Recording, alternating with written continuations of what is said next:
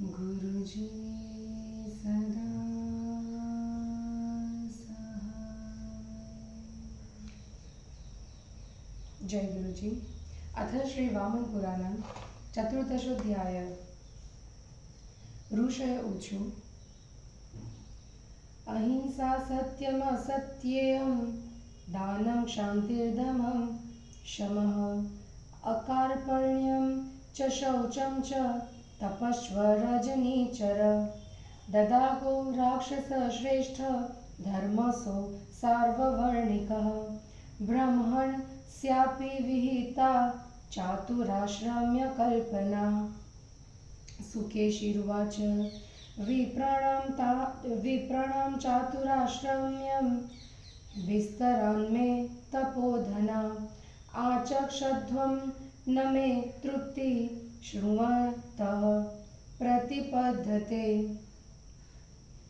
ऋषय ऊचु कृतोपनयनः सम्यग् ब्रह्मचारी गुरोः वसेत् तत्र धर्मस्य यस्तं च कथ्यमानं निशामय स्वाध्यायोऽथाग्निशुश्रूषा स्नानं भिक्षाटनं तथा गुरोर्विद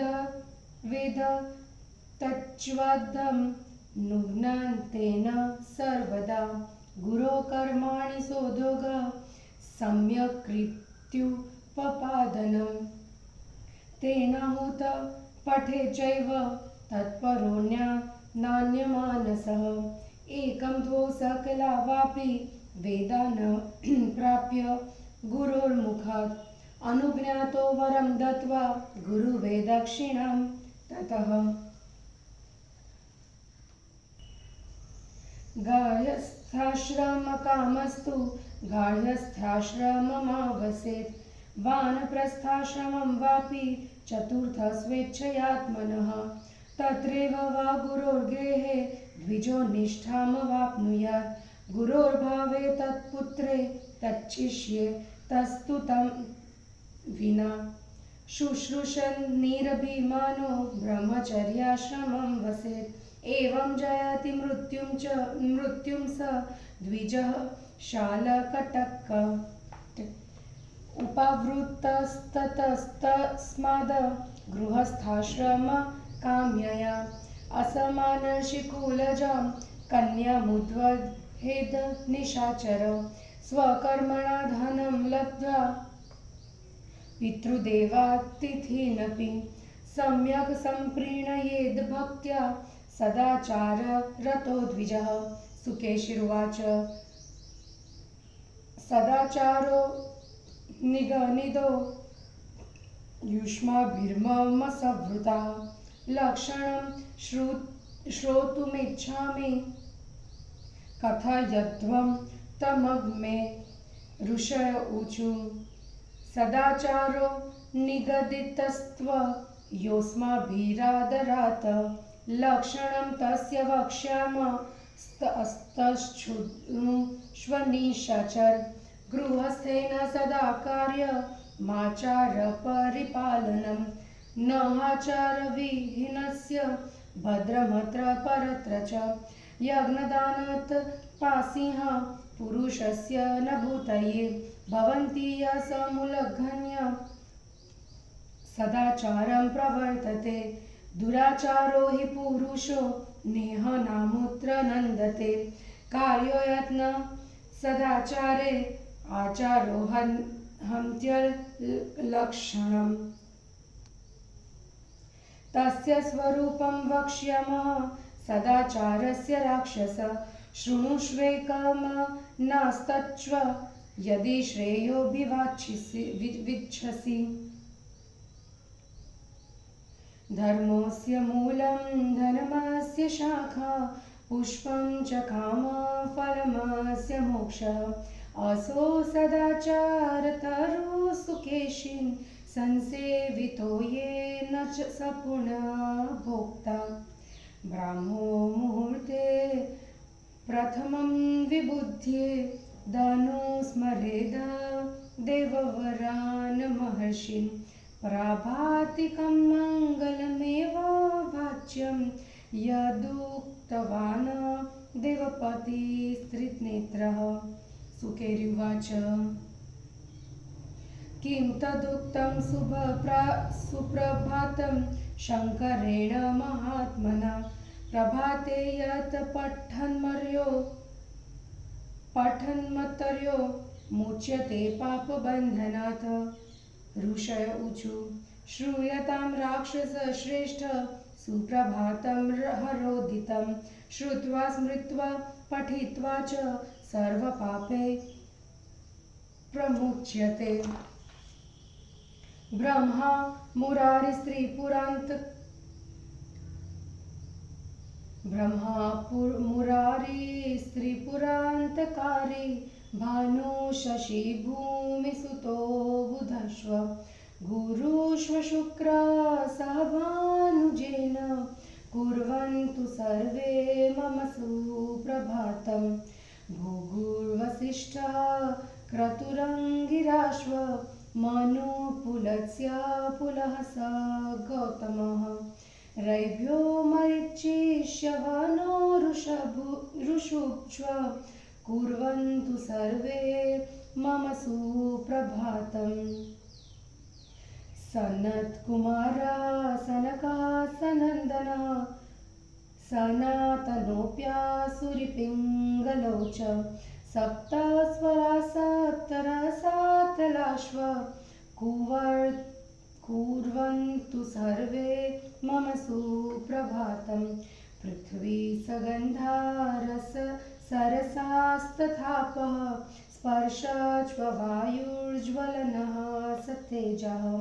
नभः सशब्दं महता सदैव यच्छन्तु सर्वे मम सुप्रभातं। सप्तार्णवा सप्तकुलाचलाश्व सप्तर्षयो द्विपवराश्व सप्त। भूरादिकृत्वा भुवनानि सप्त ददन्तु सर्वे मम सुप्रभातम्। इत्थं प्रभाते परमं पवित्रं पठेत् स्मरेत् वा शृणुयाच्च भक्त्या। दुःस्वप्ननाशो नदसुप्रभातं भवेत् च सत्यं भगवत्प्रसादात्। ततः समुत्थाय विचिन्तयेत् धर्म तथार्थ च विहाय शय्याम्। उत्थाय पश्चान्द्वरीरेत्युदीर्य गच्छेत् ततोऽस्त्रविन्धिं कर्तुम्। न देवगो ब्राह्मणवाङ्हि मार्गे न राजमार्गे न चतुष्पथे च। कुर्यादथोत्सर्गमपि गोष्ठे पूर्वापरां चैव समश्रितो घामम्। ततस्तु शौचार्थमुपाहरेन्मृदं गुदे त्रयं पाणितले च सप्त। तथोभयोपश्च चतुस्तथैकां लिङ्गे तथैकां मृदमाहरेत्। नानन्तर्जलाद्राक्षस मूषकिस्थला शौचावशिष्टा शरणात् तत्थान्या। वल्मीकमृच्चापि शोचनाय ग्राह्या सदाचारविधानरेण। उत्तमुखः परायमुखो वापि विह्नान् प्रक्षाल्य पादो भुवि सन्निविष्ट। समाचमेदभिरफेनिलाभिरादोपरिमृज्य मुखं द्विरद्वि। ततः स्पृशेत् खानिशीरकरेण सन्ध्यामुपासीत् ततः क्रमेण। केशांस्तु संशोध्य च दन्तधावनं कृत्वा तथा दर्पणदर्शनं च कृत्वा शिरस्नानमथाकिङ्कं वा सम्पूज्यतो ये न पितॄन् स देवान् होमं च कृत्वा लभनं शुभानं कृत्वा बहिर्निर्गमनं प्रशस्तम् दुर्वादधि सर्पिरथोदकुम्भं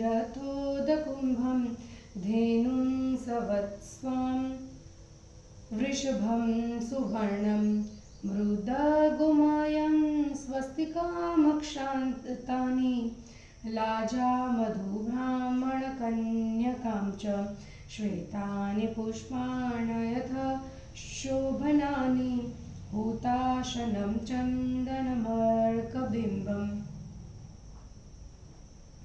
अश्वत्थवृक्षं च समालभेत ततस्तु कुर्यान्निजजातिधर्मं देशानुशिष्टं कुलधर्ममज्ञं स्वगोत्रधर्म न हि सन्त्यजेत तेनार्थसिद्धिं समुपाचरेत नासत्प्रलापं न च सत्यहीनं न निष्ठुरं नागमशास्त्रहीनं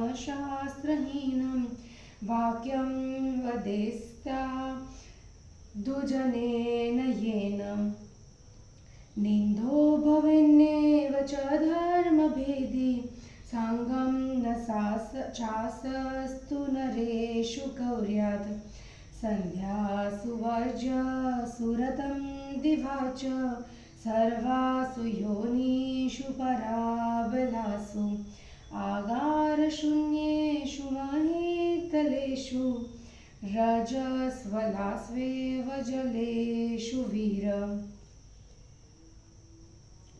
वृथाटनं वृथा दानं वृथा च पशुमारणं न कर्तव्यं गृहस्थेन वृथा दारपरिग्रहम्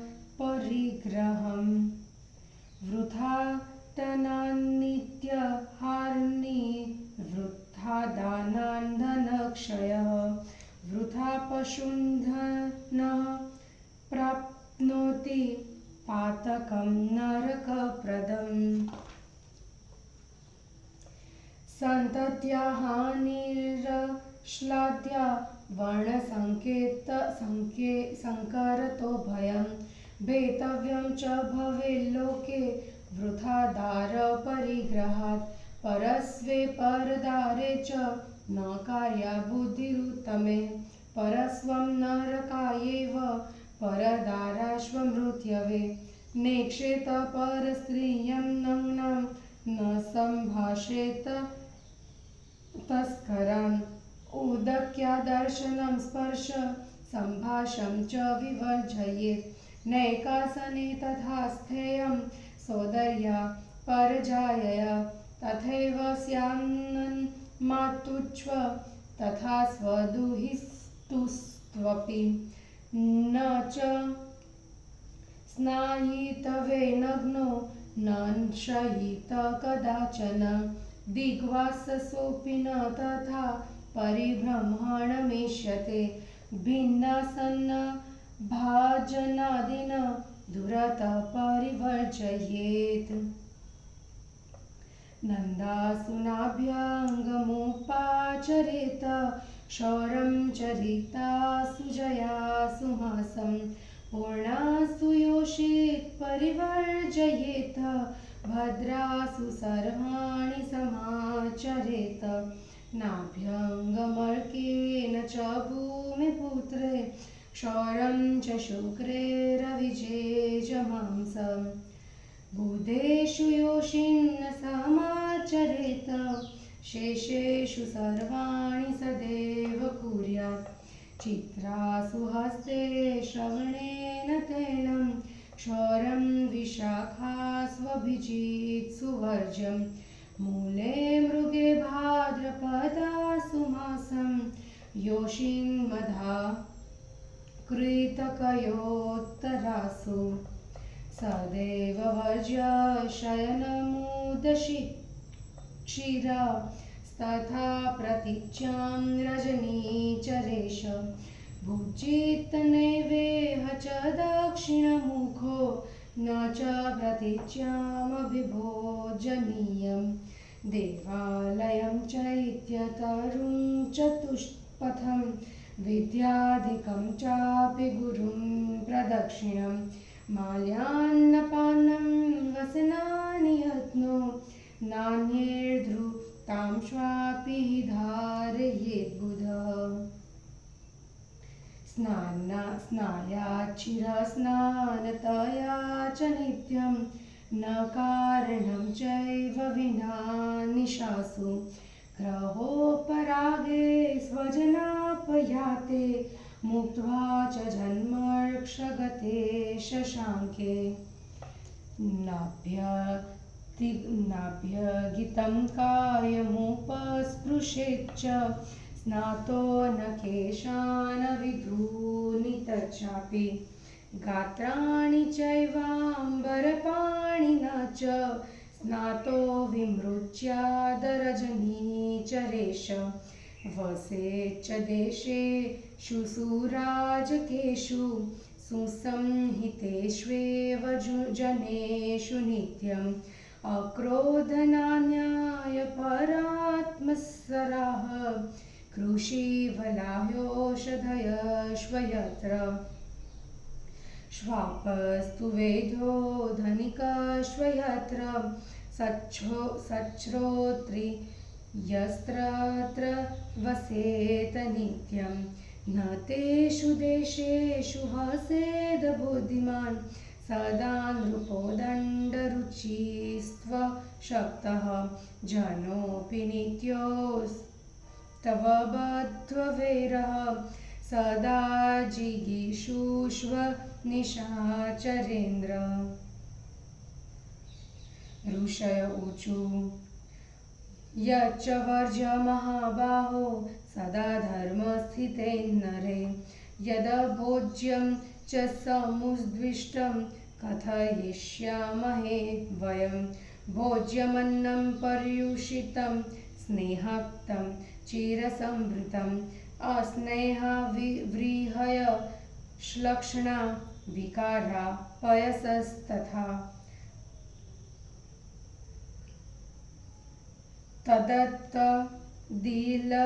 तदत्तदीलकादीनि भोज्यानि मनुरब्रवीत् मणिरत्नप्रवालानां तदन्मुक्ताफलस्य च शैलदारुमयानां च तृणमूलौषधान्यपि सूर्यधान्याजिनानां च सहतानां च वाससां वल्कलानामलेशाणां मम्बुना शुद्धिरिष्यते सस्नेहानां शोषेण तिलकल्केन वारिणा कार्पासिकानां वस्त्राणां शुद्धिः स्यात्तः भस्मना नागदन्तास्थिशृङ्गाणां तक्षणाच्छुद्धिरिष्यते पुनः पाकेन माण्डानां मृण्मयानां च मेध्यता शुचिभैक्ष्यं कारुहस्त्यः पर्ण्यं योषिन्मुखं तथा रथ्यागतमविज्ञातं दासवर्गेण यत्कृतं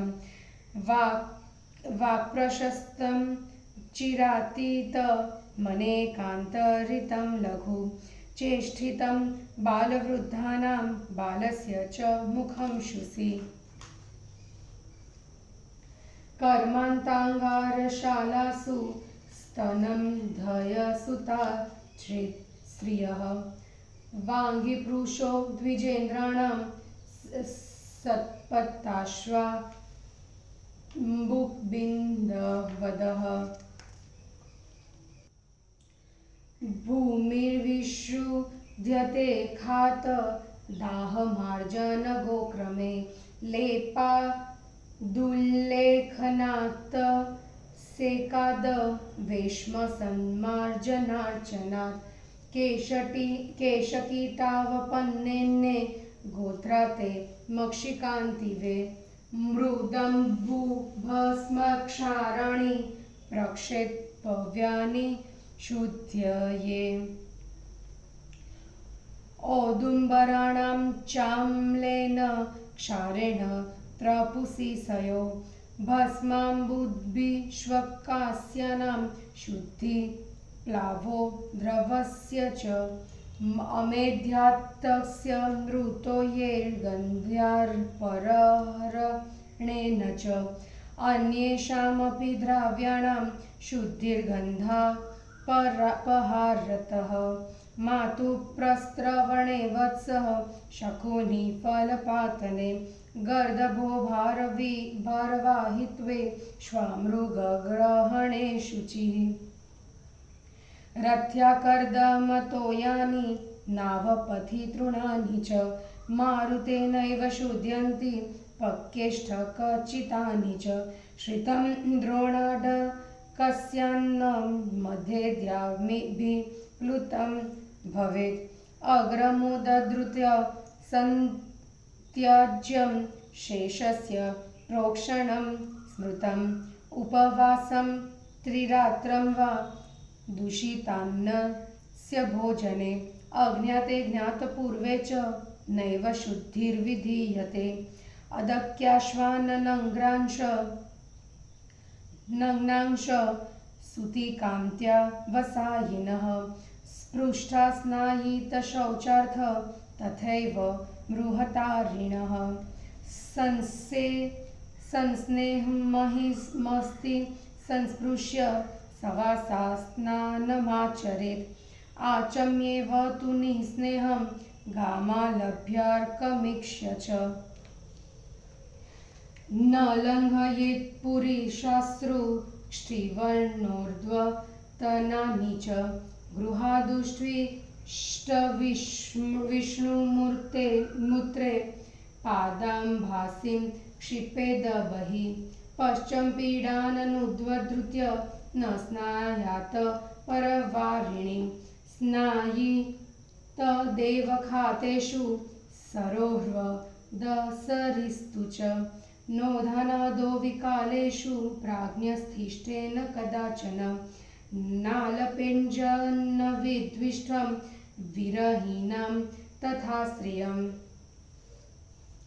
देवता पितृसच्छस्त्र यज्ञवेदादिनिन्दके कृत्वा तु स्पर्शमालापं शुध्यते कर्मावलोकनात् अभोज्या सूतिकाषण्ढमा जाराखु श्वकुकुटः पतितापविदत वेङ्गनग्ना षाण्डालाधमाश्रये सुकेशिरुवाच भवद्विकीर्तिता भोज्या य एते सूतिकादयः अमीषां श्रोतुमिच्छामि तत्त्वतो लक्षणानि हि ऋषय ऊचुः ब्रह्माणि ब्राह्मणस्येव यावरोधत्वमागता तावुभो सूतिकेत्युक्तो नयोरन्नं विगर्हितं न जुहोत्युचिते काले न स्नाति न ददाति च पितृदेवार्चनादीनः सप्षण्ढः परिगीयते दम्भार्थजपते यक्ष्व तप्यते यजते तथा न परात्रार्थमुद्धुको समार्जरः प्रकीर्तितः विभवे सति नैवाति न ददाति जुहोति च तमाहुराखुं तस्यानं भुक्त्वा कृच्छ्रेण शुध्यरिति यपरेषां हि मर्माणि निकृन्तन्विनिवभाषते नित्यं परगुणद्वेषो सश्वान इति कथ्यते सभागतानां यः सभ्यः पक्षपातं समाश्रयेत् तमाहु कुक्कुटं देवास्तस्याप्यन्नं विगर्हितं स्वधर्मय समुत्सृज्य परधर्म समाश्रयेत् अनापदि सविद्वद्भिः पतितः कीर्तते देवत्यागी पितृत्यागी गुरुभक्तरस रतस्तथा गोब्राह्मण स्त्री वध कृदप विघ्नः स कीर्तते योषां कुलेन वेदोऽस्ति न शास्त्रं नैव च व्रतं तेन न कीर्तिता सद्भिस्तेषामन्नं विगर्हितम् आशार्ता दाता च आदुष्व प्रतिषेधकः शरणागतं यस्त्यजति स चाण्डालो धमो नरः यो बान्धवे परित्यक्तः साधुभिर्ब्राह्मणैरपि कुण्डाशियश्वतस्यानं भुक्त्वा चन्द्रायणं चरेत् यो नित्यकर्मणो हानिं कुर्यान्नैमित्तिकस्य च भुक्त्वानं तस्य शुद्धयेत् त्रिरात्रौ पोषितो नरः गणकस्य निषादस्य गणिकाभिषजोस्तथा कदर्यस्यापि शुद्धयेत् त्रिरात्रौ पोषितो नरः नित्यस्य कर्मणो हानि केवलं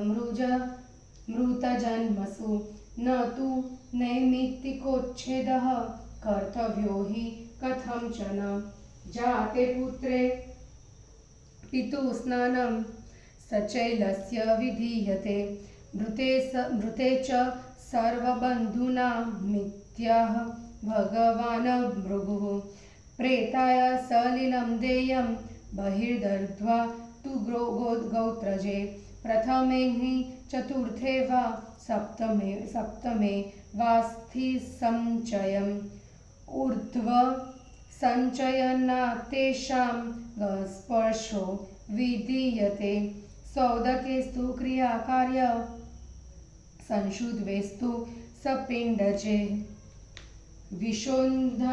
विशोद्वन्धन शस्त्राम्बु वहिन्पातमृतेषु च बाले प्रवाजी सन्न्यासे देशान्तरमृते तथा सदा शौचः भवेद्वीर तच्चाप्युक्तं चतुर्विधं गर्भस्रावे तदेवोक्तं पूर्णकालेन चेतरे ब्राह्मणा नाम होरात्रं क्षत्रियाणां दिनत्रयं षड्त्रं चैव वैश्यानां शूद्राणां द्वादशाहिकम्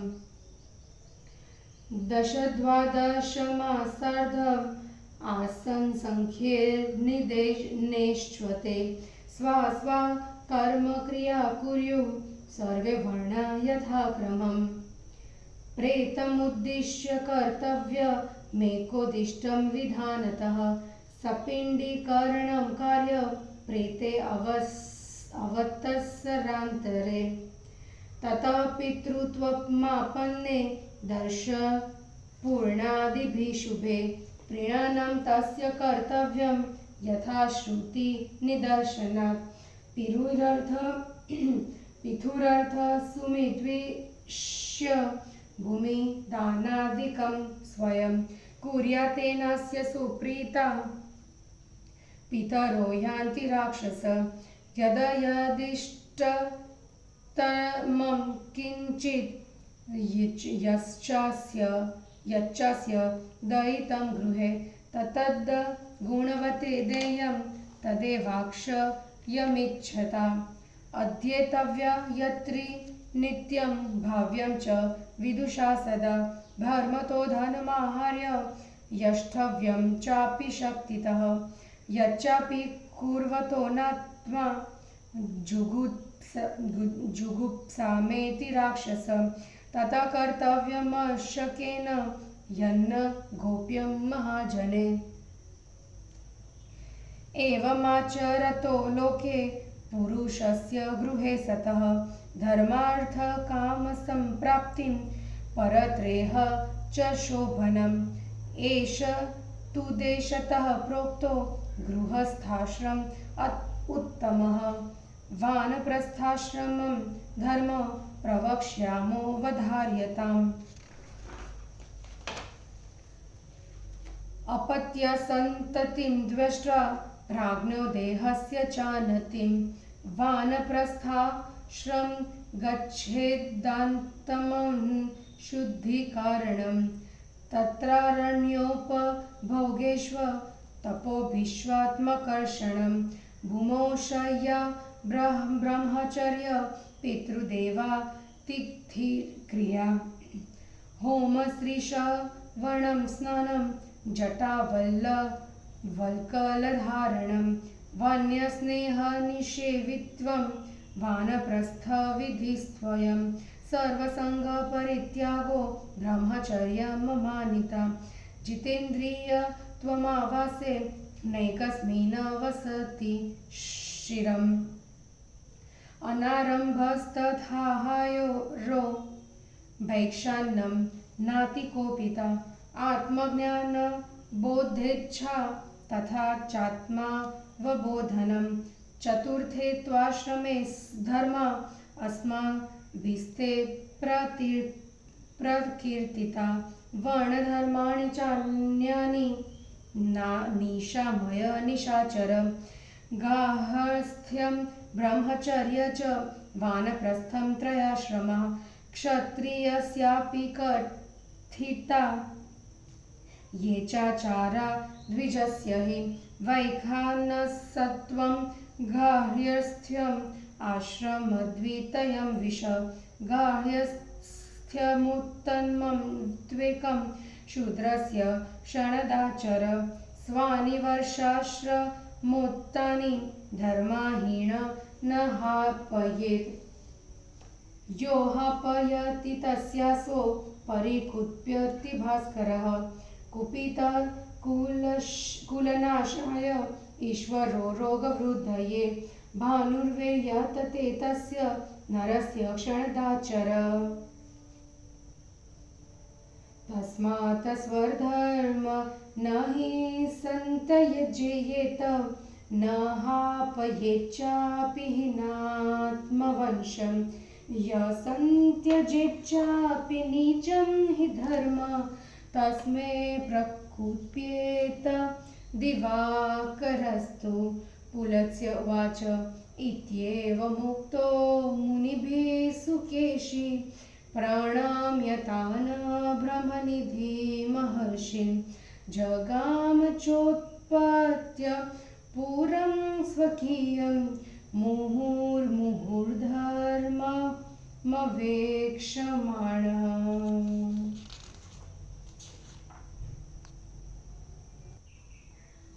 हिंदी अनुवाद। दशांग धर्म, आश्रम धर्म और सदाचार स्वरूप का वर्णन। ऋषिगण बोले, राक्षस श्रेष्ठ, अहिंसा, सत्य, असत्य मतलब चोरी न करना, दान, क्षमा,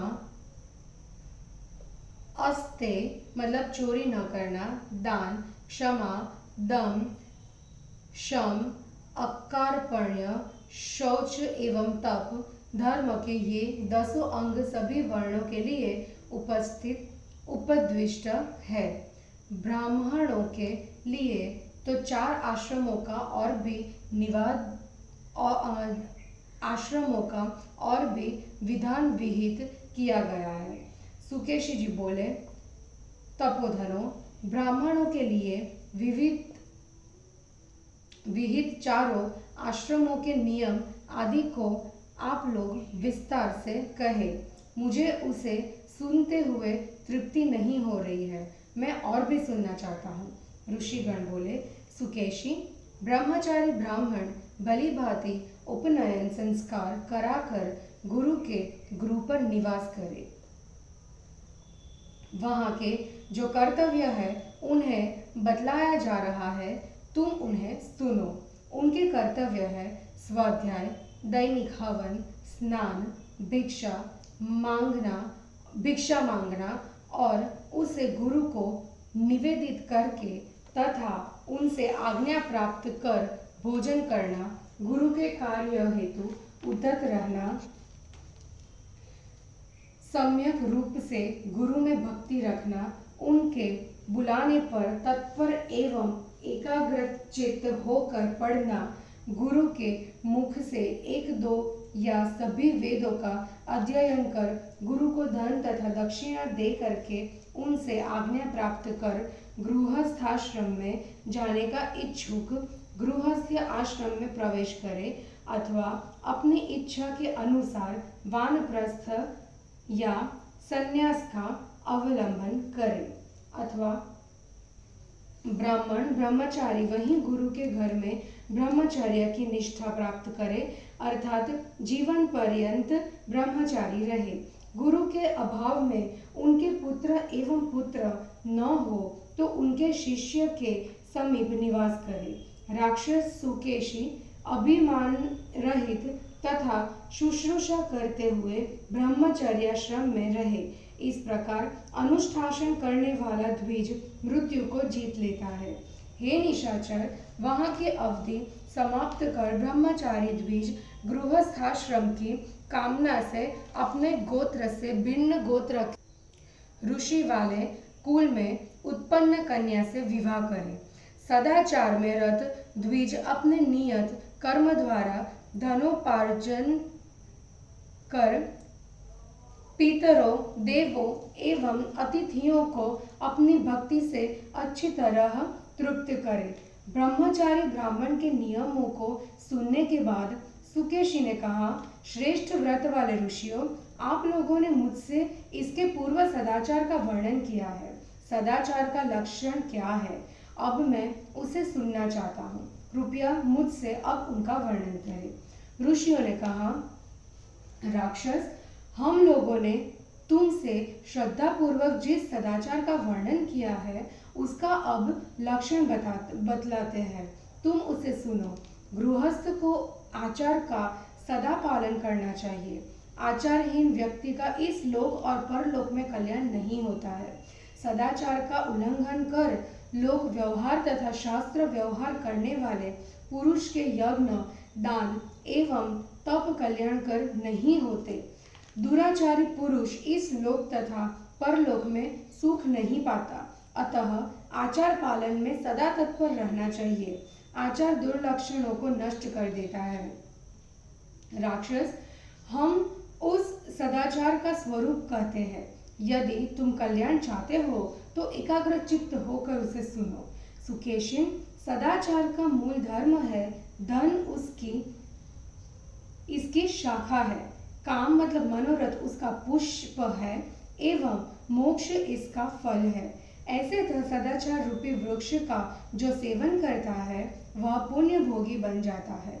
मनुष्यों को ब्रह्म मुहूर्त में उठकर सर्वप्रथम श्रेष्ठ देवों एवं महर्षियों का स्मरण करना चाहिए तथा देवाधिदेव महादेव द्वारा कथित प्रभातकालीन मंगल स्तोत्र का पाठ करना चाहिए। सुकेशी ने पूछा, ऋषियों, महादेव शंकर ने कौन सा सुप्रभात कहा है कि जिसका प्रातः काल पाठ करने से मनुष्य पाप बंधन से मुक्त हो जाता है? ऋषिगण बोले, राक्षस श्रेष्ठ, महादेव जी द्वारा वर्णित सुप्रभात स्तोत्र को सुनो। इसको सुनने, स्मरण करने और पढ़ने से मनुष्य सभी पापों से मुक्त हो जाता है। स्तुति इस प्रकार है। ब्रह्मा, विष्णु, शंकर, ये देवता तथा सूर्य, चंद्रमा, मंगल, बुध, बृहस्पति, शुक्र और नरे और शनैश्चर ग्रह, ये सभी मेरे प्रातः काल को मंगलमय बनाए। भृगु, वशिष्ठ, क्रतु, अंगिरा, मनु, पुलत्स्य, पुलह, गौतम, रैभ्य, मरीचि, च्यवन तथा रुभु, ये सभी ऋषि मेरे प्रातः काल को मंगलमय बनाए। सनत कुमार, सनक, सनंदन, सनातन, आसुरी, पिंगल, सातों स्वर एवं सातों रसातल, ये सभी मेरे प्रातः काल को मंगलमय बनाए। गंध गुण वाली पृथ्वी, रस गुण वाला जल, स्पर्श गुण वाली वायु, तेजो गुण वाली अग्नि, शब्द गुण वाला आकाश एवं महत्त्व, ये सभी मेरे प्रातः काल को मंगलमय बनाए। सातों समुद्र, सातों कुल पर्वत, सप्तर्षि, सातों श्रेष्ठ द्वीप और भू आदि सातों लोक ये सभी प्रभात काल में मुझे मंगल प्रदान करें। इस प्रकार प्रातः काल में परम पवित्र सुप्रभात स्तोत्र को भक्तिपूर्वक पढ़े, स्मरण करे अथवा सुने। निष्पाप ऐसा करने से भगवान की कृपा से निश्चय ही उसके दुस्वप्न का नाश हो जाता है तथा सुंदर प्रभात होता है। उसके बाद उठकर धर्म तथा अर्थ के विषय में चिंतन करे और शय्या त्याग करने के बाद हरि का नाम लेकर उत्सर्ग विधि मतलब शौच आदि करने के लिए जाए। मल त्याग देवता, गौ, ब्राह्मण और अग्नि के मार्ग, राजपथ मतलब सड़क और चौराहे पर, गौशाला में तथा पूर्व या पश्चिम दिशा की ओर मुख करके न करे। मल त्याग के बाद फिर शुद्धि के लिए मिट्टी ग्रहण करे और मलद्वार में 3 बार, बाएं हाथ में 7 बार तथा दोनों हाथों में 10 बार एवं लिंग में 1 बार मिट्टी लगाए। राक्षस सदाचार जानने वाले मनुष्य को जल के भीतर से चूहे के बिल से दूसरों के शौच से बची हुई एवं गृह से मिट्टी नहीं लेनी चाहिए। दीमक की बाम्बी से भी शुद्धि के लिए मिट्टी नहीं लेनी चाहिए। विद्वान पुरुष पैर धोने के पश्चात उत्तर या पूर्व मुख बैठकर फेन रहित जल से पहले मुख को 2 बार धोए, फिर धोने के बाद आचमन करें। आचमन करने के बाद अपने इंद्रियों तथा सिर को हाथ से स्पर्श कर क्रमशः केश संशोधन, दंत धावन एवं दर्पण दर्शन कर संध्योपासन करें। शिरः स्नान मतलब सिर से पैर तक स्नान अथवा अर्ध स्नान कर पितरों एवं देवताओं का जल से पूजन करने के पश्चात हवन एवं मांगलिक वस्तुओं का स्पर्श कर बाहर निकलना प्रशस्त होता है। दूर्वा, दधि, धृत, जलपूर्ण कलश, बछड़े के साथ गाय, बैल, सुवर्ण, मिट्टी, गोबर, स्वस्तिक चिन्ह, अक्षत, लाजा, मधु का स्पर्श करे और ब्राह्मण की कन्या एवं सूर्य बिंब का दर्शन करे तथा सुंदर श्वेत पुष्प, अग्नि, चंदन का दर्शन कर अश्वत्थ मतलब पीपल वृक्ष का स्पर्श करने के बाद अपने जाति धर्म का पालन करे। देश विहित धर्म, श्रेष्ठ कुल धर्म और गोत्र धर्म का त्याग नहीं करना चाहिए। उसी से अर्थ की सिद्धि करनी चाहिए। असत्प्रलाप,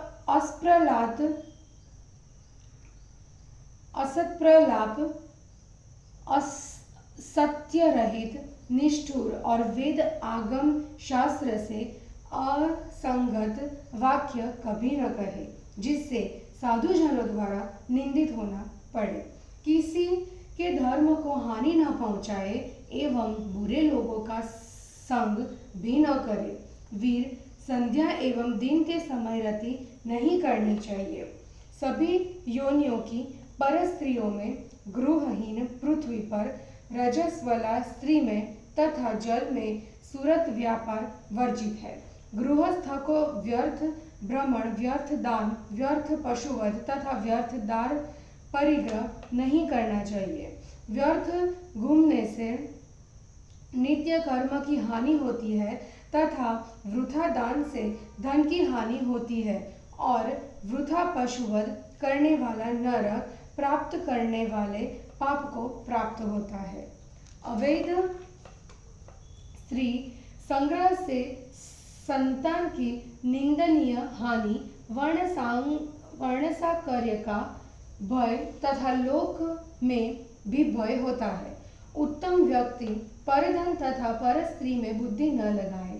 परधन नरक देने वाला और परस्त्री मृत्यु का कारण होती है। परस्त्री को नग्न अवस्था में न देखे। से बातचीत न करे एवं रजस्वला स्त्री को न तो देखे, न उसका स्पर्श ही करे और न उससे बातचीत ही करे। अपनी बहन तथा परस्त्री के साथ एक आसन पर न बैठे। इसी प्रकार अपनी माता तथा कन्या के साथ भी एक आसन पर न बैठे। नग्न होकर स्नान और शयन न करे। वस्त्रहीन होकर इधर उधर न घूमे। टूटे आसन और बर्तन आदि को अलग रख दे। नंदा तिथियों में तेल से मालिश न करे। रिक्ता तिथियों में क्षौर कर्म न करे और न कराए तथा जया मतलब तृतीया, अष्टमी और त्रयोदशी तिथियों में फल का गुदा नहीं खाना चाहिए। पूर्णा मतलब पश्चिमी, दशमी और पूर्णिमा तिथियों में स्त्री का संपर्क न करे तथा भद्रा मतलब द्वितीया, सप्तमी और द्वादशी तिथियों में सभी कार्य करे। रविवार एवं मंगलवार को तेल की मालिश, शुक्रवार को क्षौर कर्म नहीं करना चाहिए, न कराना चाहिए। शनिवार को फल का गुदा न खाए तथा बुधवार को स्त्री वर्ज्य है। शेष दिनों में सभी कार्य सदैव कर्तव्य है। चित्रा, हस्त और श्रवण नक्षत्रों में तेल तथा विशाखा और अभिजित नक्षत्रों में क्षौर कार्य नहीं करना और कराना चाहिए। मूल, मृगशिरा, पूर्वा भाद्रपद और उत्तरा भाद्रपद में गुदा भक्षण तथा मधा, कृतिका और तीनों उत्तरा में स्त्री सहवास न करे। राक्षस राज, उत्तर एवं पश्चिम की ओर सिर करके शयन नहीं करना चाहिए। दक्षिण एवं पश्चिम मुख भोजन नहीं करना चाहिए। देव मंदिर, चैत्य वृक्ष, देवता के समान पूज्य पीपल आदि के वृक्ष, चौराहे अपने से अधिक विद्वान तथा गुरु की प्रदक्षिणा करे। बुद्धिमान व्यक्ति यत्न पूर्वक दूसरे के द्वारा व्यवहृत माला, अन्न और वस्त्र का व्यवहार न करे। नित्य सिर के ऊपर से स्नान करे।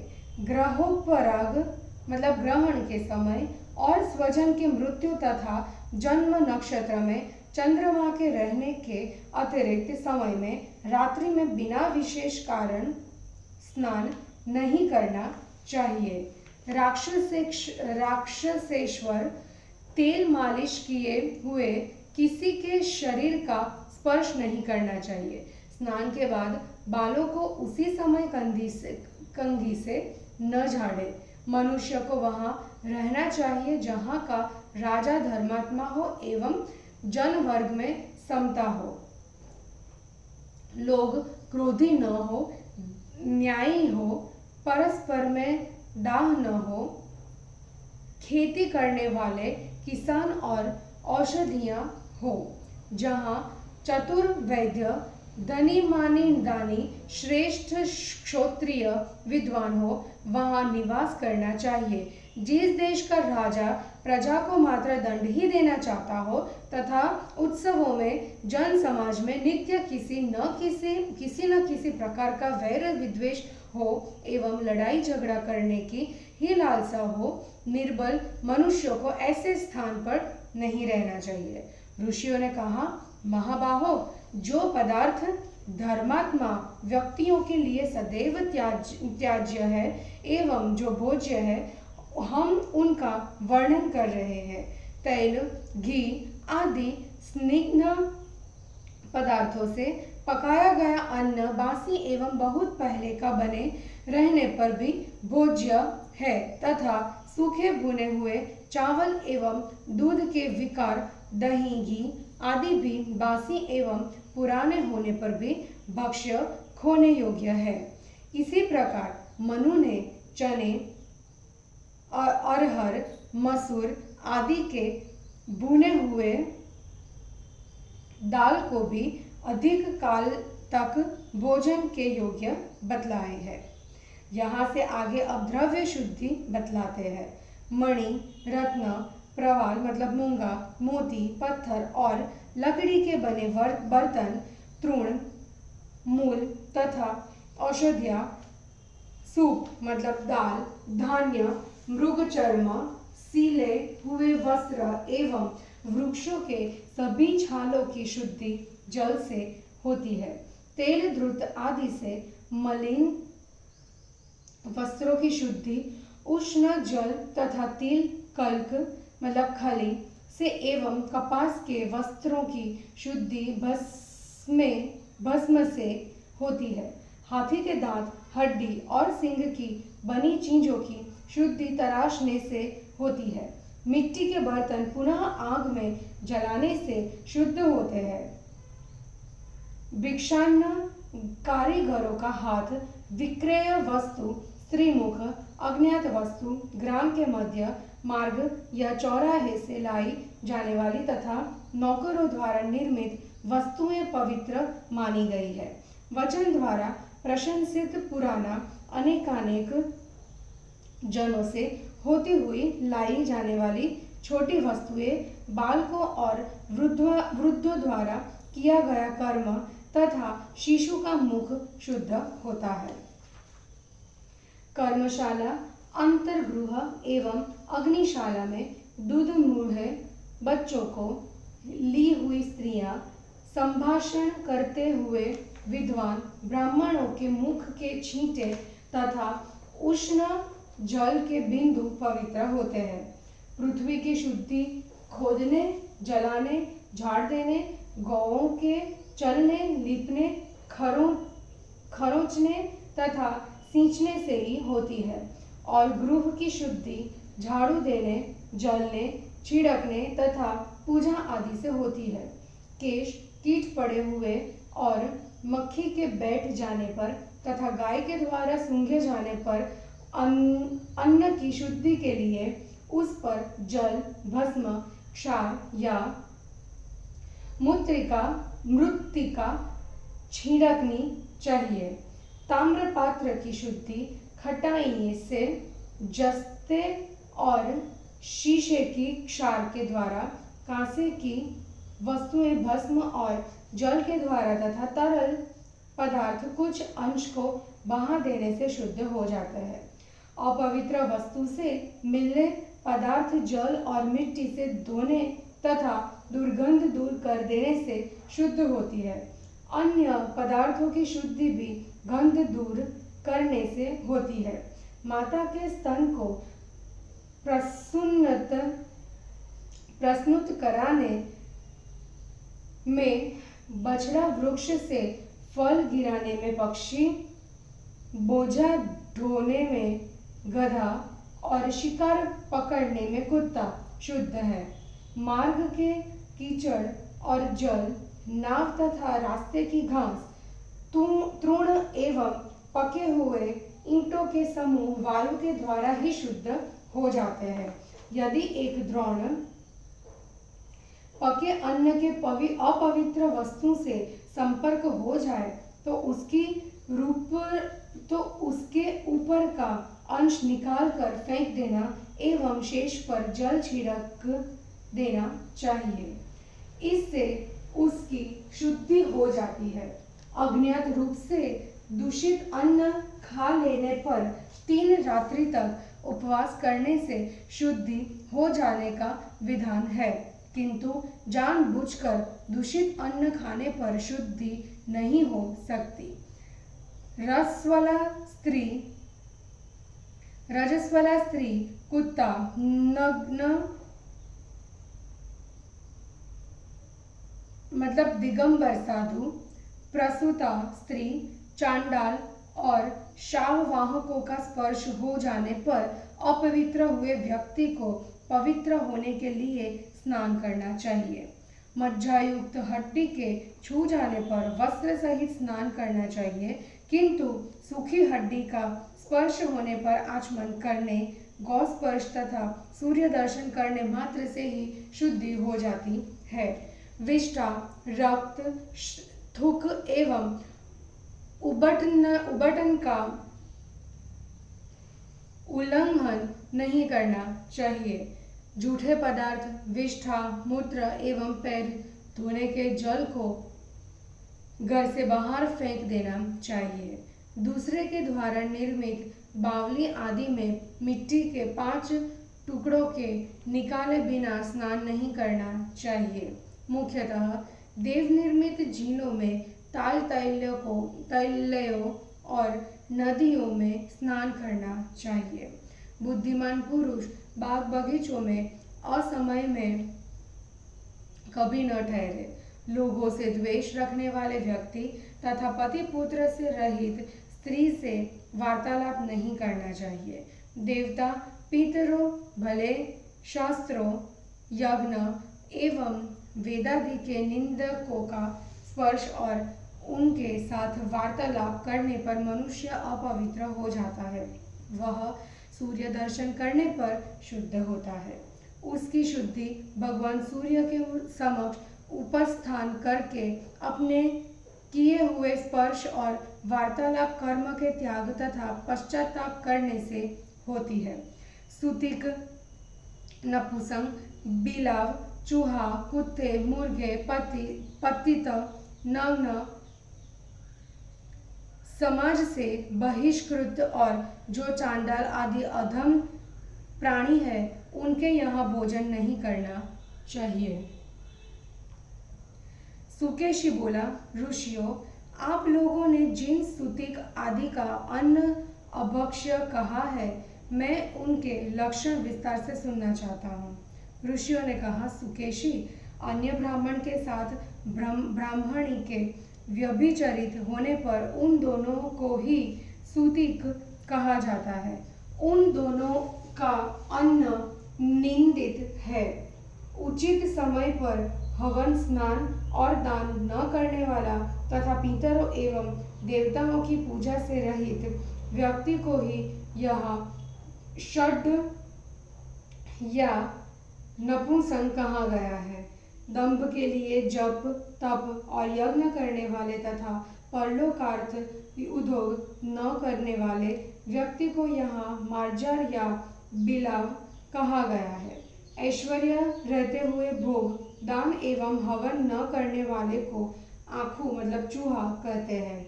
उसका अन्न खाने पर मनुष्य कृच्छ व्रत करने से शुद्ध होता है। दूसरों का मर्म भेदन करते हुए बातचीत करने वाले तथा दूसरों के गुणों से द्वेष करने वाले को श्वान या कुत्ता कहा गया है। सभा में आगत व्यक्तियों में जो सभ्य व्यक्ति पक्षपात करता है, उसे देवताओं ने कुक्कुट मतलब मुर्गा कहा है। उसका भी अन्न निंदित है। विपत्ति काल के अतिरिक्त अन्य समय में अपना धर्म छोड़कर दूसरे का धर्म ग्रहण करने वालों को विद्वानों ने पतित कहा है। देवत्यागी, पितृत्यागी, गुरु भक्ति से विमुख तथा गौ, ब्राह्मण एवं स्त्री की हत्या करने वाले को अपविद्व कहा जाता है। जिनके कुल में वेद, शास्त्र एवं व्रत नहीं है, उन्हें सज्जन लोग नग्न कहते हैं। उनका अन्न निंदित है। आशा रखने वालों को न देने वाला, दाता को मना करने वाला तथा शरणागत का परित्याग करने वाला अधम मनुष्य चांडाल कहा जाता है। बांधवों, साधुओं एवं ब्राह्मणों से त्यागा गया तथा कुंड मतलब पति के जीवित रहने पर पुरुष से उत्पन्न पुत्र के यहाँ अन्न खाने वाले को चांद्रायण व्रत करना चाहिए। नित्य और नैमित्तिक कर्म न करने वाले व्यक्ति का अन्न खाने पर मनुष्य 3 रात तक उपवास करने से शुद्ध होता है। गणक मतलब ज्योतिषी निषाद मतलब मल्लाह, वेश्या, वैद्य तथा कृपण का अन्न खाने पर भी मनुष्य 3 दिन उपवास करने पर शुद्ध होता है। घर में जन्म या मृत्यु होने पर नित्य कर्म रुक जाते हैं, किंतु नैमित्तिक कर्म कभी बंद नहीं करना चाहिए। भगवान भृगु ने कहा है कि पुत्र उत्पन्न होने पर पिता के लिए एवं मरण में सभी बंधुओं के लिए वस्त्र के साथ स्नान करना चाहिए। ग्राम के बाहर शवदाह करना चाहिए। शवदाह करने के बाद सब गोत्र लोग प्रेत के उद्देश्य से जलदान करें तथा पहले दिन या चौथे अथवा 7वें दिन अस्थि चयन करें। अस्थि चयन के बाद अंग स्पर्श का विधान है। शुद्ध होकर सौद को एवं सपिंडजों को और्ध्वदेहिक क्रिया करनी चाहिए। हे वीर,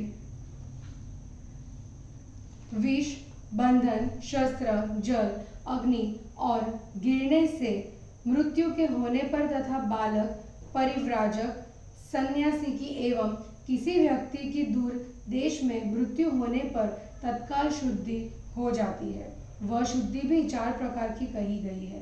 गर्भस्राव में भी शीघ्र ही शुद्धि होती है। अन्य अशौच पूरे समय पर ही दूर होते हैं। वह सघन शौच ब्राह्मणों का 1 अहोरात्र का, क्षत्रियों का 3 दिनों का, वैश्यों का 6 दिनों का एवं शूद्रों का 12 दिनों का होता है। सभी वर्णों के लोग मतलब ब्राह्मण, क्षत्रिय, वैश्य और शूद्र क्रमशः 10, 12, 15 दिन एवं 1 मास के अंतर पर अपनी अपनी क्रियाएं करें। प्रेत के उद्देश्य से विधि के अनुसार एकोद्दिष्ट श्राद्ध करना चाहिए। मरने के 1 वर्ष बीत जाने पर मनुष्य को सपिंडीकरण श्राद्ध करना चाहिए। उसके बाद प्रेत के पितर हो जाने पर अमावास्या और पूर्णिमा तिथि के दिन वेद विहित विधि से उनका तर्पण करना चाहिए।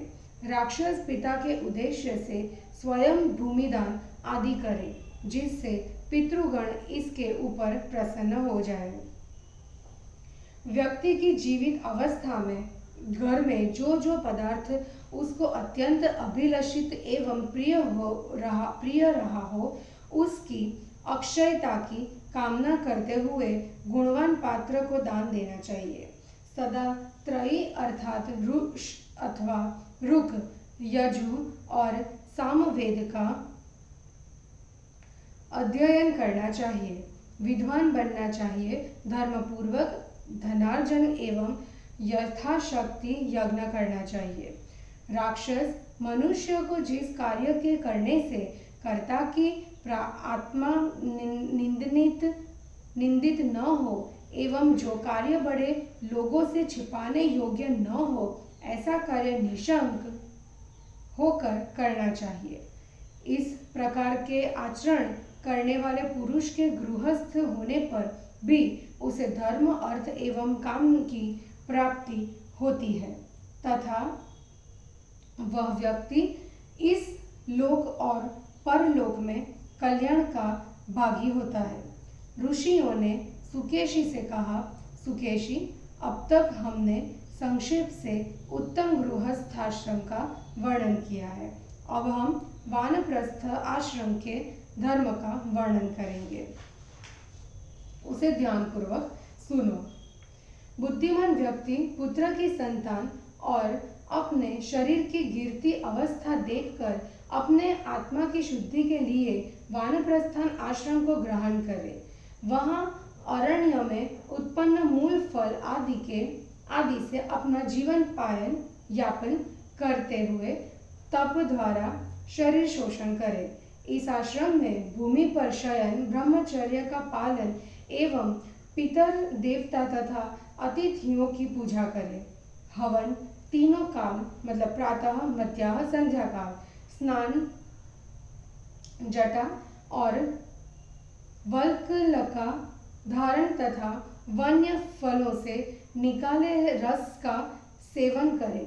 यही वानप्रस्थ आश्रम की विधि है। चतुर्थ आश्रम मतलब संन्यास के धर्म ये है: सभी प्रकार की आसक्तियों का त्याग, ब्रह्मचर्य, अहंकार का अभाव, जितेंद्रियता, एक स्थान पर अधिक समय तक न रहना, उद्योग का अभाव, भिक्षान्न भोजन, क्रोध का त्याग, आत्मज्ञान की इच्छा तथा आत्मज्ञान। निशाचर, हमने तुमसे चतुर्थ आश्रम मतलब संन्यास के इन धर्मों का वर्णन किया। अब अन्य वर्ण धर्मों को सुने। क्षत्रियों के लिए भी गार्हस्थ्य, ब्रह्मचर्य एवं वानप्रस्थ इन 3 आश्रमों एवं ब्राह्मणों के लिए विहित आचारों का विधान है।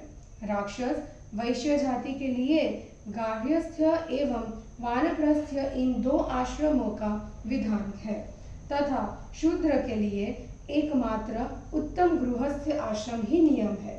अपने वर्ण और आश्रम के लिए विहित धर्मों का इस लोक में त्याग नहीं करना चाहिए। जो इनका त्याग करता है उस पर सूर्य भगवान क्रुद्ध होते हैं।